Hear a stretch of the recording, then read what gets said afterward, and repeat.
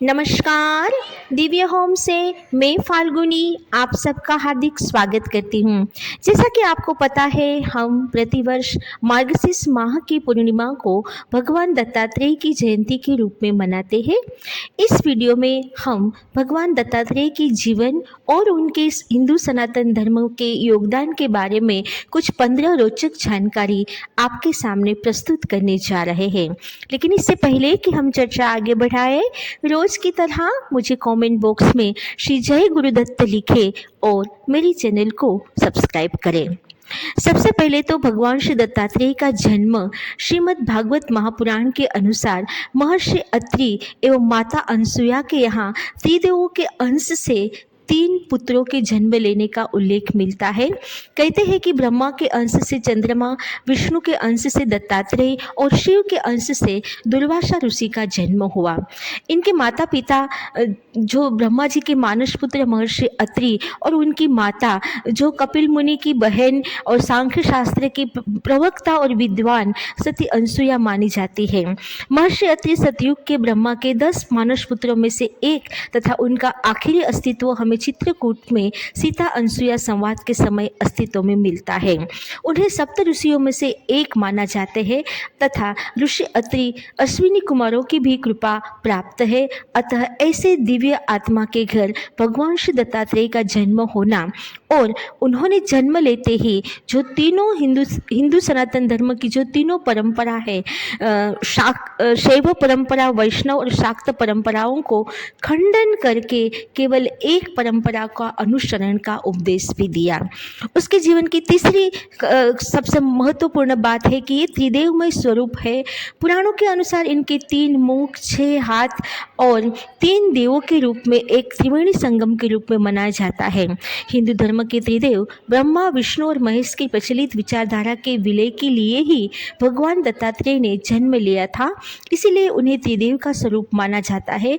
इसके कारण ही उनमें तीनों देवों के रूप समाहित है तथा त्रिमुख चित्रित और वर्णित उसके चरित्र में मिलता है। विभिन्न मठ, आश्रम और मंदिरों में इनके इसी प्रकार के चित्र का दर्शन हमें मिलता है। चौथा, उसकी सबसे बड़ी रोचक बात यह है कि उनके चित्र में हमेशा एक गाय और 4 कुत्ते का चित्र मिलता है, जो औदुंबर वृक्ष के समीप इनका निवास बताया गया है। औदुंबर वृक्ष को आज हम वटवृक्ष के नाम से जानते हैं। उसका 5वीं सबसे बड़ी विशेषता ये है कि ये आदि गुरु यानी कि श्री गुरुदेव दत्त परंपरा के सबसे पहले गुरु के इसकी 5वीं सबसे बड़ी विशेषता है कि ये दत्तात्रेय भगवान श्री दत्तात्रेय श्री गुरुदेव दत्त परंपरा के सबसे पहले गुरु के रूप में माने जाते हैं। इसमें ईश्वर और गुरु दोनों के रूप समाहित है, इसीलिए उन्हें परब्रह्म मूर्ति सद्गुरु और श्री गुरुदेव दत्त भी कहा जाता है। उन्हें गुरुवंश का प्रथम गुरु, साधक, योगी और वैज्ञानिक माना जाता है। भगवान शंकर के बाद गुरु परंपरा में सबसे बड़ा योगदान भगवान श्री दत्तात्रेय का है। उसकी 6ठी सबसे बड़ी विशेषता है कि ये सबसे बड़े वैज्ञानिक थे। हिंदू मान्यताओं के अनुसार दत्तात्रेय ने पारद से व्योमयान उड्डयन की शक्ति का पता लगाया था और चिकित्सा क्षेत्र में क्रांतिकारी अन्वेषण किया गया था।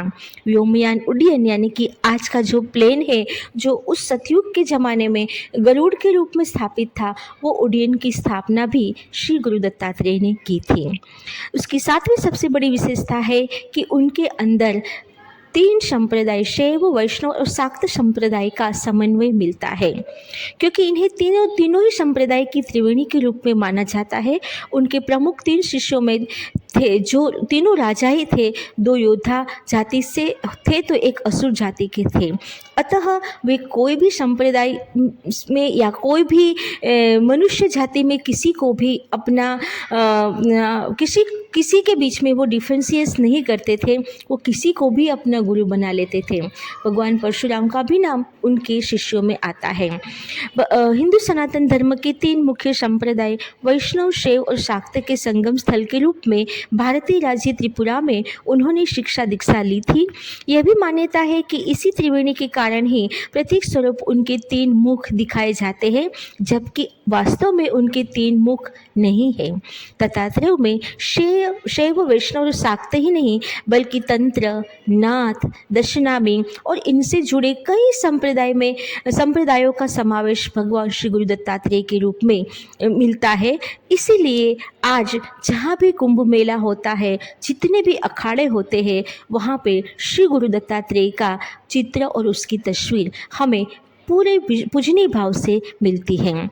हिंदू धर्म के त्रिदेव ब्रह्मा, विष्णु और महेश की प्रचलित विचारधारा के विलय के लिए ही भगवान दत्तात्रेय ने जन्म लिया था और दत्तात्रेय को नाथ संप्रदाय की नवनाथ परंपरा का भी अग्रज माना जाता है। ये भी मान्यता है कि ऋषेश्वर संप्रदाय के प्रवर्तक भी श्री दत्तात्रेय ही थे। भगवान दत्तात्रेय से वेद और तंत्र मार्ग का विलय कर एक ही संप्रदाय निर्मित करने का भी सौभाग्य उन्हीं को मिलता है। उनके जीवन की 8वीं सबसे बड़ी विशेषता है कि दत्तात्रेय के शिष्य भी बड़े महान थे। मान्यता के अनुसार दत्तात्रेय ने परशुराम जी को श्री विद्या मंत्र, श्री विद्या साधना प्रदान की थी। यह मान्यता है कि शिवपुत्र कार्तिकेय को दत्तात्रेय ने अनेक विद्याएं प्रदान की थी। भक्त प्रहलाद को अनासक्ति योग का उपदेश देकर उन्हें श्रेष्ठ राजा बनाने का श्रेय श्री दत्तात्रेय को ही जाता है। दूसरी ओर मुनि शांकृति को अवधूत मार्ग, कार्तवीर्यार्जुन को तंत्र विद्या एवं नागार्जुन को रसायन विद्या इनकी परम कृपा से ही प्राप्त हुई है। गुरु गोरखनाथ को आसन, प्राणायाम, मुद्रा और समाधि चतुरंग योग का मार्ग भगवान दत्तात्रेय की भक्ति से ही प्राप्त हुआ था। इसीलिए नाथ संप्रदाय के वे सबसे बड़े अवधूत गुरु माने जाते हैं। आप सबको बता दें, यहाँ अवधूत का मतलब है जिसको कोई इच्छा नहीं है।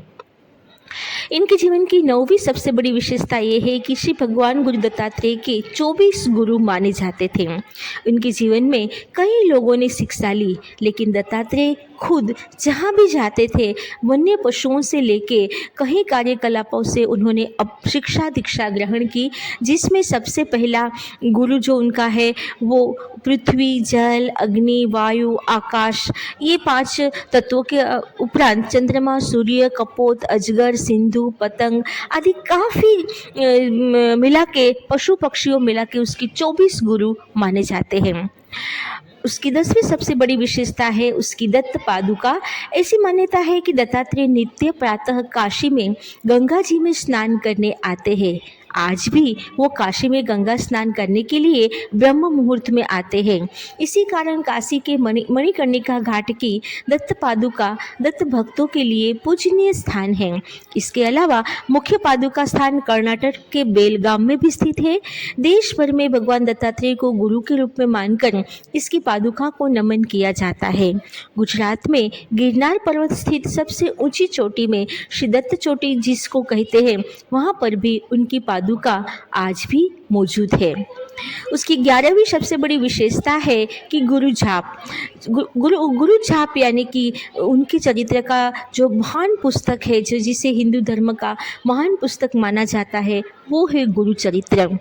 खास करके गुजरात और महाराष्ट्र में मार्गशीर्ष मोक्षदा एकादशी से लेके गुरु पूर्णिमा यानी कि दत्त जयंती तक गुरु चरित्र का श्रद्धा भक्ति से साथ पाठ और पठन किया जाता है और दत्त महामंत्र श्री दिगंबरा श्रीपाद वल्लभ दिगंबरा का सामूहिक जाप भी होता है, जो दत्तात्रेय का मुख्य मंत्र माना जाता है। उसकी 12वीं सबसे बड़ी विशेषता है कि गुरु पाठ। त्रिपुरा रहस्य में दत्त भार्गव संवाद के रूप में अध्यात्म के गूढ़ रहस्यों का उपदेश मिलता है।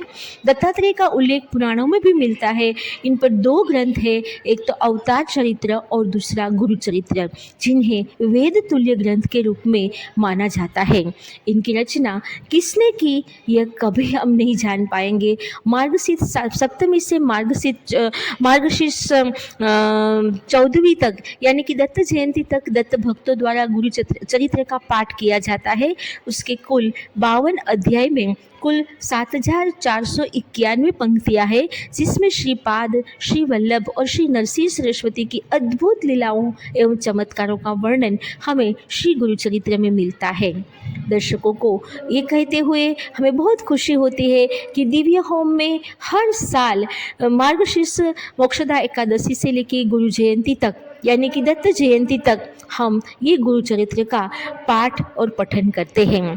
उनकी 13वीं सबसे बड़ी विशेषता है कि उनकी तपोभूमि श्रीपाद वल्लभ, ऋषि सरस्वती, स्वामी समर्थ और मणिक प्रभु को दत्तात्रेय का अवतार माना जाता है। दत्त संप्रदाय का प्रभाव खासकर महाराष्ट्र, गोवा, कर्नाटक और गुजरात में ज़्यादा दिखता है। सिद्ध श्री क्षेत्र नृसिंहवाड़ी मंदिर में उक्त राज्य के सभी लोग एकत्रित होकर दत्त जयंती मनाते हैं। इस क्षेत्र को दत्त भगवान की तपोभूमि के रूप में भी माना जाता है। उसकी 14वीं सबसे बड़ी विशेषता है कि 3 शक्ति उसमें समाहित। दत्तात्रेय में ईश्वर, गुरु और शिव इन तीनों ही रूप समाहित हैं। इसीलिए उन्हें परब्रह्म मूर्ति, सद्गुरु और श्री गुरुदेव दत्त भी कहा जाता है।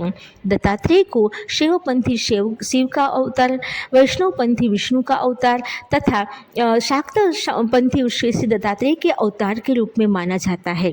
दत्तात्रेय को नाथ संप्रदाय की नवनाथ परंपरा का भी अग्रज माना जाता है। इसीलिए भगवान श्री दत्तात्रेय से वेद, पुराण और तंत्र मार्ग का विलय कर एक ही संप्रदाय निर्मित करने का भी उन्हें सौभाग्य प्राप्त होता है। उसकी 15वीं सबसे बड़ी विशेषता है कि उनकी माता की परीक्षा। ऋग्वेद के पंचम मंडल के दृष्टा महर्षि अत्रि ब्रह्मा के पुत्र, सोम के पिता और कर्दम प्रजापति एवं देवहूति की पुत्री अनसुया के पति थे। अत्रि जब बाहर गए थे तब त्रिदेव अनसुया के घर ब्राह्मण के वेश में भिक्षा मांगने लगे और अनसुया से कहा कि जब आप अपने संपूर्ण वस्त्र उतार देगी तभी हम भिक्षा स्वीकार करेंगे। तब अनसुया ने अपने सतीत्व के बल पर उक्त तीनों देवों को अबोध बालक बनाकर उन्हें भिक्षा दी। माता अनसुया ने देवी सीता को पतिव्रत का उपदेश भी दिया है। तो ये जो उनके माता थी वो बहुत ही पूजनीय और बहुत ही विद्वान और हिंदू सनातन धर्म की अग्रज माता के रूप में जानी जाती है। तो ये है श्री गुरु दत्तात्रेय की जीवन के 15 रोचक रहस्य और कहानियाँ। दिव्य होम से हमें उम्मीद ही नहीं लेकिन पूर्ण विश्वास है कि श्री गुरु दत्त जयंती के समय आप ये 15 रोचक कहानियाँ जरूर सुनेंगे, सुनाएंगे और श्री गुरु दत्तात्रेय की असीम कृपा प्राप्त करेंगे। नमस्कार, धन्यवाद।